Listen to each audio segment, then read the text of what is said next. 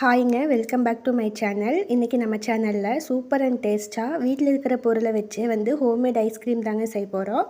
வாங்க எப்படி செய்கிறதுன்னு பார்க்கலாம். நான் 10 நிமிஷத்துக்கு முன்னாடி எரிச்சம்பழத்தை கொட்டை எடுத்துட்டுங்க, கொஞ்சமாக திராட்சையும் தண்ணியில் ஊற வச்சு எடுத்துக்கிட்டேங்க. உங்களுக்கு எந்த அளவுக்கு வேணுமோ அந்தளவுக்கு ஊற வச்சு எடுத்துக்கோங்க. பாருங்கள், நல்லா ஊறிடுச்சு. நெக்ஸ்ட்டு நம்ம ஒரு மிக்ஸி ஜாரில் உங்களுக்கு தேவையான அளவு முந்திரி, ஏலக்காய், நம்ம ஊற வச்சு வச்சுருக்கிற பேரிச்சம்பழம், திராட்சை அதெல்லாம் அந்த தண்ணியோடவே ஊற்றிக்கோங்க. அது கூட தேவையான அளவு ஒயிட் சுகர் ஆட் பண்ணிக்கோங்க. நான் நாட்டு சர்க்கரை இல்லைங்க, அதனால ஒயிட் சுகர் ஆட் பண்ணிக்கிட்டேன். ஃப்ரெண்ட்ஸ், நான் 150 கிராம் அளவுக்கு ஒயிட் சுகர் ஆட் பண்ணியிருக்கிறேங்க. நீங்கள் ஸ்வீட்னஸ்க்கு ஏற்ற மாதிரி ஆட் பண்ணிக்கோங்க. ஃப்ரெண்ட்ஸ், நான் இது கூட 200 கிராம் அளவு வேர்க்கடலை நல்லா வறுத்து ஸ்கின் ரிமூவ் பண்ணி எடுத்து வச்சுக்கிட்டேங்க. அதையும் ஆட் பண்ணிக்கிறேன். நெக்ஸ்ட்டு 150 கிராம் அளவுக்கு சிமிலாக் பிராண்டோட பால் பவுடர் ஆட் பண்ணிக்கிறேங்க.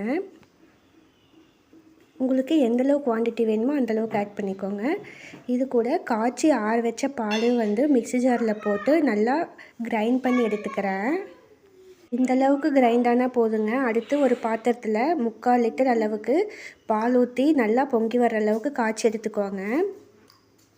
பால் நல்லா வர்ற அளவுக்கு திக்காக காய்ச்சி எடுத்துக்கோங்க. அது பொங்கி வந்ததுக்கப்புறமா சிம்மில் வச்சு ஒரு 5 மினிட்ஸ் நல்லா காய்ச்சுங்க. நல்லா காஞ்சதுக்கப்புறமா நம்ம அரைச்சி வச்சுருக்கிற இந்த பேஸ்ட்டையும் ஆட் பண்ணி 5 to 10 மினிட்ஸ் நல்லா கலக்கிக்கிட்டே இருங்க. அடிப்பிடிச்சிடாமல் பார்த்துக்கோங்க. இந்த ஐஸ்கிரீம் ரொம்ப சூப்பர் அண்ட் டேஸ்ட்டாக இருந்துச்சுங்க. நீங்களும் உங்கள் வீட்டு குழந்தைகளுக்கு இது மாதிரி ட்ரை பண்ணி கொடுங்க. ஃப்ரெண்ட்ஸ், நான் 10 நிமிஷம் நல்லா இதை காய்ச்சி எடுத்துக்கிட்டேங்க.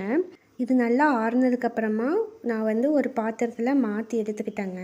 இதை நான் ஒரு 4 மணி நேரம் ஃப்ரீசரில் வச்சு எடுத்துக்கிட்டேங்க. ஃப்ரீசரில் வச்சு எடுத்ததுக்கப்புறமா மறுபடியும் இதை மிக்ஸி ஜாரில் போட்டு நல்லா ஃபைன் பேஸ்ட்டாக அரைச்சி எடுத்துக்கிட்டேன். இந்த அரைச்சதை ஒரு ஏர்டைட் பிளாஸ்டிக் கண்டெய்னரில் ஊற்றி எடுத்துட்டேங்க. இதை நான் ஓவர் நைட் ஃப்ரீசரில் ஸ்டோர் பண்ணி வச்சுட்டேன்.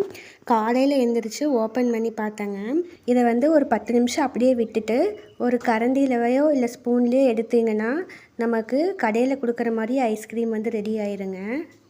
ஃப்ரெண்ட்ஸ், இந்த ஐஸ்கிரீம் ரொம்பவுமே சூப்பர் அண்ட் டேஸ்ட்டாக இருந்துச்சுங்க. நீங்களும் முடிஞ்சால் வீட்டில் ட்ரை பண்ணி பார்த்துட்டு எப்படி இருந்துச்சுன்னு சொல்லி மறக்காமல் கமெண்ட் பண்ணுங்கள். தேங்க்ஸ் ஃபார் வாட்சிங். பாய்.